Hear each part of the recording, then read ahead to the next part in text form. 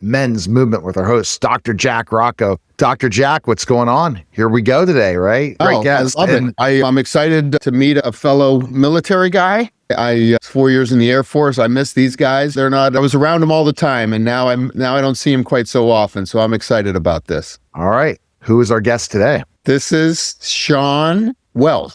Welsh. I'm just meeting Shawn today through you, Neil. I can introduce further. So Shawn Welsh is the founder of Vet S.O.S and runs Vet S.O.S podcasts. And we've been working together for a long time, and it's based on transitioning. But Dr. Jack, the way you have conversations with people on this podcast is you really peel back the onion in so many ways and really want to go into the inner person of Shawn. I know those kinds of questions, but Shawn teaches all the different things in transition. And he really sees the veteran transition as an important thing. So I'll just throw it back to you, Jack, and we'll go. Yeah, that's fantastic. I was, I don't want to say forced, but had to go through that same transition in my own life, which surprised the heck out of me. When I was a student, college, medical school, residency, right through. I was a young man. I went straight, no time off, and went into the service, thought it'd be great. And I went overseas in Japan. And the last thing, going to Japan was mind-blowing. You're looking around and the signs and the people and the food and the things you got to experience were crazy. And then you get used to it and you enjoy it. And then you can't wait to come back home. And the last thing, I didn't serve combat. I was a medic. I was an orthopedic surgeon during my time there. I had no expectation for any kind of transition back home. I'm like, I'll just go back home and it'll be fine. It'll be go back to normal. And like I said, I didn't experience trauma. I didn't experience warfare. It was a transition. It was a crazy transition for me. I do understand that, but let's get into you first before we get into your career. Like, how did you get into this? When did you serve? Give a little history of your career to get us up to speed with who we're talking to now. Absolutely. Thank you for having me on there, Dr. Jack and Neil, of course. I did 20 years. I retired after 20 years. I joined after 9/11.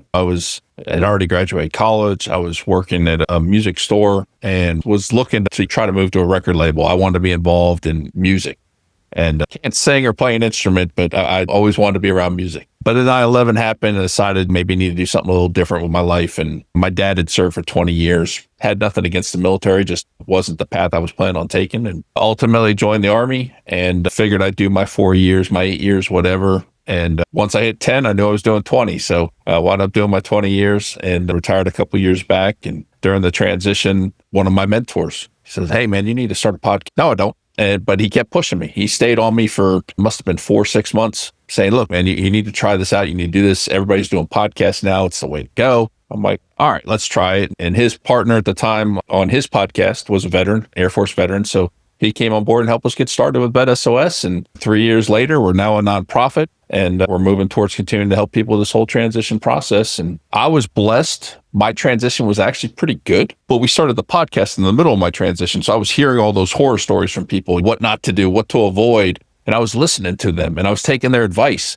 And so I was able to actually have a very good transition personally. And that's, to me, the goal is to educate people about what's out there and help them have good transitions into the next chapter of their lives. That sounds great. Now, what do you do, just primarily podcasts where you interview these guys and then help them through it? Or do you have therapy sessions? What does this entire organization, what does it entail? So currently we are a handful of different podcasts, all focused on educating. So the transition space, entrepreneurship, which is a big pathway we take in transition, education, which is also a big pathway we take in transition. And then we have a variety show that's been talking to a lot of veteran authors and different aspects of people, veterans, and people that help veterans with different parts of their lives. So right now, it's mainly focused on the education piece. Now, over the last 3 years, we've been able to build quite a library of resources and then vet a lot of these resources as what we would consider trusted resources. And so we're able to recommend them to people that, hey, if you're looking for this or try that. And so that's been a great benefit of the podcast. And as we continue to move forward, we're going to continue to make these partnerships and build this network of trusted resources that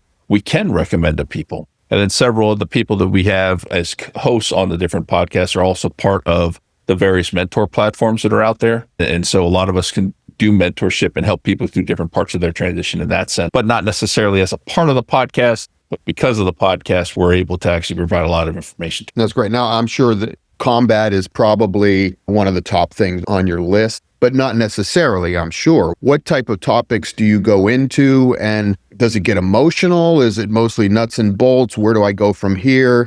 Give us a little example of who your typical guest or call-in viewer is. So we try to stay very neutral, not really leaning one way or the other on whether or not we like a resource or don't like a resource or what have you. We don't get into the politics side of it. It's all about educating about what the resource is and what's available to someone and letting the audience decide whether or not they want to use it. Now, if it's one that we've used and we do, we obviously voice that as well, saying, hey, I used it, I enjoyed it, it worked well for me. Not saying that it's going to work well for you, but at least you have some point of reference that, hey, somebody you've heard has used it and they liked what they received from there. So that's one piece of it. And then as far as the different topics, everything we try to talk about is supposed to deal somewhat with transition.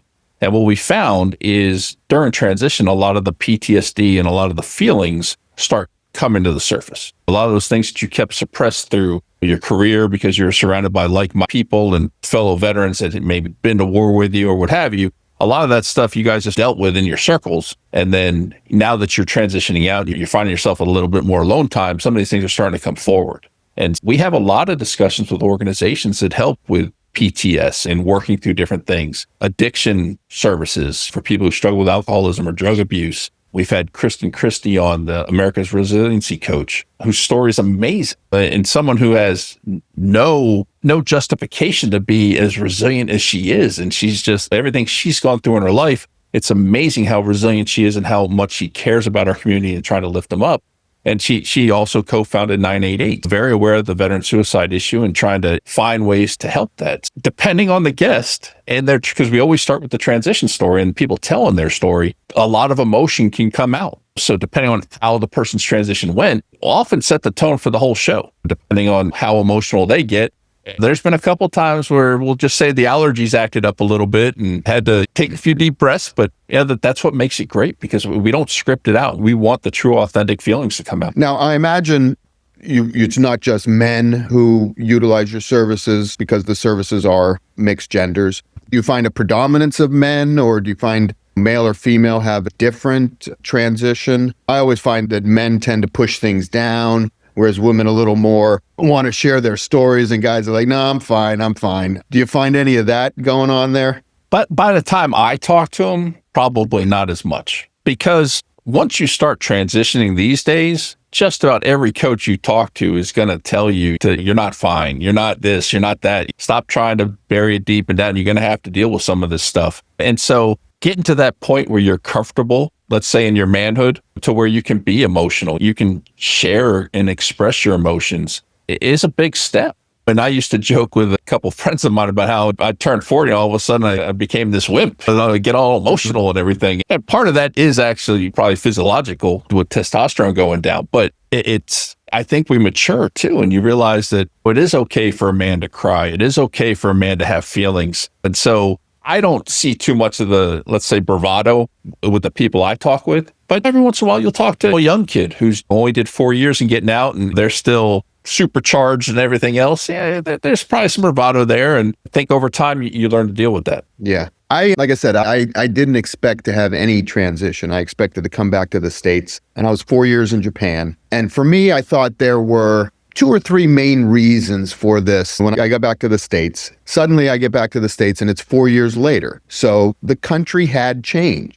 And I separated, my date of separation was September 30th, 2001. So I was 2 weeks after 9/11. As you were going in, I was coming out. And it was scheduled that way. I was on September 11th, I was cleaning out my apartment, washing the windowsills and all that kind of stuff as the bombs were coming in pretty much. Wow. We were 12 hours ahead, but I had no idea. I didn't have a TV. I didn't have anything. And then it was 5 a.m. when I got all my belongings were gone. So it was about 5 a.m. I got a call that we were on alert. And I'm like, alert for what? So there's been bombings. What? To hear that on the radio or hear that over the telephone. Then I called my parents and she's like, Jack, it's horrible. They're flying planes into buildings. I remember that waking up as that transition. And had my move out date been 1 day less, they wouldn't have been able to get my things and I may have had to stay. Because like I said, as of my date of separation was September 30th. And October 1st was they issued a stop loss order where they kept everyone in for an extra year. So now I'm coming back to the States, and it's definitely a different country. Post 9/11, just a completely different country. I'm starting a new job. Everything is new.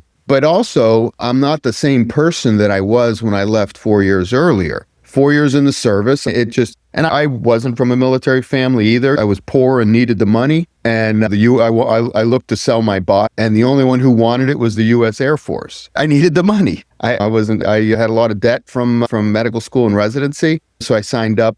But at some point, it gets into your heart. It was in my mind when I went in there, I need the money, I got to join the service, but it does get into your heart. And you get wrapped up in the politics and the mission and the government and military intelligence. There's things that you grumble about internally, but when you leave, it's those people that you met. Fantastic people that you run into every day. And I ran into a guy last year. Yeah, it was about not even a full year.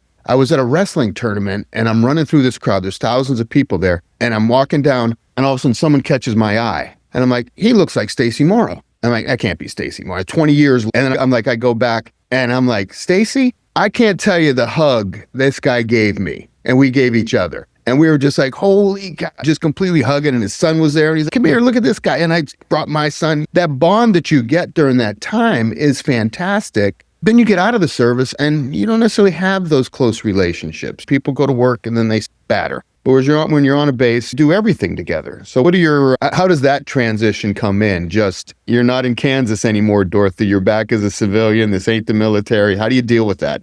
I think the transition impacts everybody different. And I think you said it beautifully. It gets in your heart. I use the term, it becomes part of your DNA, being in the service. And I joined at 28, so I was already out of school. I was already working in the civilian world. So I didn't think I was going to have an issue transitioning back to being a civilian. And truth be told, I did. There were things like that mindset, that military mindset, it changes, especially the longer you're in and the more responsibility and rank you have. So coming out of the military as a senior non-commissioned officer, I was used to if I said something that happened, and if I had to come get you, it probably wasn't going to be a good conversation. Those types of things. And I remember the first meeting I held as a civilian and nobody was there. And when everybody strolled in about 10 minutes late, and my direct supervisor was like, oh, don't worry about it. They're all busy. And I'm like, what do you mean don't worry about it? The meeting was at this time. And just trying to adjust to those types of things. I think all of us go through some sort of transition. And the other thing I have found is that you never know what's going to trigger a memory or a feeling. Whether you went to combat or didn't go to combat, there's still things that you experienced while you were in the service. And you just never know. You could be watching a movie, you could be watching a TV show, could be listening to the radio, you could just be having a conversation and something triggers a memory. And next thing, you're shut down for a day or two, or you're having this flashback memory to something that happened. And so you just never know when that's going to happen, and learning how to control that when it happens. Like, I was never in direct combat. I was an intel guy my whole career, spent most of my deployments on FOBs. But we watched the movie The Outpost, it was 2 years ago or whatever, right before Memorial Day, before the weekend started, and we were supposed to participate in a bunch of stuff. It shut me down for the whole weekend. I was just in this funk all weekend, and I couldn't explain it. And my wife's, what's wrong with you? I don't know, because I've lost friends in combat, and I think that's probably where the tie was. But just the fact that watching a movie like that triggered that in me was scary, and realizing, okay, I have to be aware that these types of things are going to happen. And then the other thing that I tell people is you have to give yourself grace. The transition impacts all of us in a different way. You have a close-knit group of friends in the military, and then when you transition out, you essentially lose your tribe. And not all of us are great at keeping in touch with each other when it comes, especially as men. I think men are far worse than women when it comes to keeping in contact with each other. But with veterans, you could go 20 years without seeing somebody or talking to somebody, and you run into each other, and it's like you never left. Yeah. But that spark immediately rekindles. But you're right back into the old or whatever the case may be. Yeah. And so that's absolutely amazing. And personally, I know I should do a much better job of trying to keep in touch with friends I had in the service. It's good that you're out there in the public. People can find you that way. Right. I think that's good. So I'm going to ask this question to both of you guys. When you think about specifically enough what you've learned in the military to your daily life now, what do you think are the biggest things that you learned being in the military that you use in your daily life? First for you, Dr. Jack. I would say, and this is another thing, when you were talking about your first meeting back in civilian, this is something that doesn't really translate into the military. The idea that you are not you when you're in that role. You are in that seat. You are filling that position. You know, that I wasn't Jack Rocco. I wasn't Dr. Rocco. I was the chairman of orthopedics at Noa Air Base, Japan. And you don't necessarily use that. Ideally, of course, humans are humans and we don't always get things right. But the idea that you are filling that position, the Air Force needs that position, needs to be filled, and you are the guy filling it. But you are doing that job as the Air Force would have you do it for the needs of the Air Force. This isn't, of course, people have their career moves, but ideally, you know, that you're filling that role. The Air Force needs this guy and you're that guy, but this is not you personally doing it, you are doing it for us. And I think everybody gets that idea. And I always said there was Major Rocco and there was Jack, and the two shall never meet. That there are times where, you know, and this doesn't always go well over in the Air Force either, because there are personality issues, but at least people understand that, hey, listen, I'm just doing my job. This is my job. This is what I got to do. But you don't have to explain that, or you shouldn't have to explain that. Whereas you get out in the civilian world, it gets a little more personal. People are a little more touchy-feely. Oh, he hurt my feelings. He raised his voice. And I found that to be it's the mission over the person, over the individual, I think, that probably gets beat into most military people, or at least tries to. And that transition does not translate into the real world, especially in 2025. Yeah, and you got to learn to holster the knife hand. Say that again. Explain that one. What is that? The knife hand, where you're pointing at people when you're giving direction, and especially when you're disciplining somebody. They call it the knife hand, and the civilian world, that doesn't fly too well. But like for me, Neil, I think part of it is you realize what you truly are capable of, first of all. Because in the military, you push yourself to a lot of limits. And some go to the massive limits, like the special forces guys and stuff, pushing themselves as far as they can go. But even just making it through a deployment as a regular soldier, you're on a heightened alert status for a whole year. Your senses are firing 24/7. There's a whole lot of things that impact you, and you realize all the different things that you're actually capable of and how little sleep you actually need to operate in some cases and things like that. Now, is it good for your body? Probably not. And Dr. Jack, I'm sure you can speak more to that. I think you understand more what you're capable of, and I think that's one of the biggest things. And then you're not scared of challenges anymore.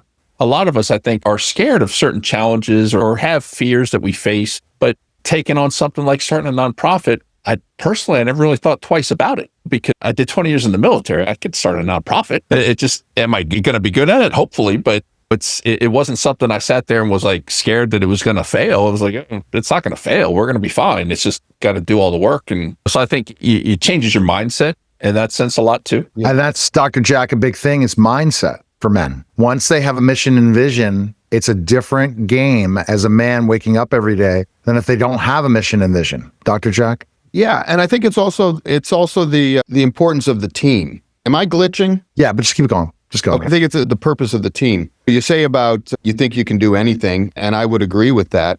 At one point when I was back in Pennsylvania and having beers in my garage, we had a steak dinner, a couple buddies, and my one friend says, "Hey, I just got back from Madagascar." I'm like, "What'd you go to Madagascar for?" We did a mission trip over there with Aaron. We passed out glasses to people who needed glasses. I'm like, "That's cool. If you ever do that again, let me know. I'll be glad to go." So 3 weeks later, I get a phone call. It's like, "Hey, I talked to Aaron. He wants you to run an orthopedic mission in the bush." I was like, what the hell is an orthopedic mission in the bush? You know what I mean? I've never heard those words used together. So next thing you know, we organized 8 people. We went to Madagascar. We did surgery on club feet in the middle of the jungle in a cinder block building, literally killing flies in the OR. It was unbelievable what we did. And I'm saying that with God's will, and who knows what allowed this to happen. We ended up doing 4 trips to Madagascar, treating clubfoot, doing surgery, doing training. I could go on and on. I would have never in a million years thought that was possible. But as soon as he said it, I'm like, yeah, let's do it. What do we need to do? We need to raise some money. We need to get some people. We need to do some training. We need to find flights. We need to bring stuff and and boom, it happened. But you're right. the things you learn. And I think that for me, I consider myself civilian. You're same as you. You're not military. You're a civilian guy. And for me, the thing that that broke my heart or stimulated me, and it's a big part of why I did the men's clinic. I'd see a lot of these veterans coming back, 40 plus years old, and these guys have been kicking ass and taking no prisoners, just like you say. The things you do in the military as a young man. I was 31 years old and I was chairman of orthopedics. Ooh, that doesn't happen. And all my buddies were in charge of the JAG department and in charge of this, in charge of that. So you're doing amazing things at an amazing pace with minimal resources. And then you get back to the service at 45 and they're like, we got a nice job for you driving a forklift at the Walmart distribution center. So that you hit the States a lot of times and it's like your wheels are digging in. You can hear the screeching of the tires. You've gone from doing 120 miles an hour with guns a-blazing behind you, Fast and Furious style. And then it's, oh, come here, Billy. We're not allowed to use the word shit at work. You got to be a little more aware that not everybody says shit. You got to say poo-poo. Like suddenly this, and I'm really exaggerating that story. It's a good, yeah. Oh my gosh. You know what I'm saying? Like you ain't in Kansas anymore, Dorothy. And you logistics, intel, we don't really know what those words mean. Can you put that box over there? Yeah. And that this like dumbing down of the military guys or this like underappreciation of what it is that they really do and how they do it and but civilians don't know this. All right. The best place people can go, Shawn, and I know it already, is vetsospodcast.com. Yep. And we're redesigning the website. Updates will be coming soon. Nonprofit is here. So we'll be talking about donations once we figure out but just go there, check out the website, check out all the podcasts. Great work. TheUltimateMen'sClinic.com in New Bedford, Massachusetts. Check it out. And Dr. Jack, follow Dr. Jack on social media. I'm telling you, I see connectivity. The transition and you guys working together. I know you'll be on the network podcast with Vet S.O.S as well, Dr. Jack. And yeah, I appreciate it. All right. That was the special simulcast, the Neil Haley Show and the Ultimate Men's Movement, guys.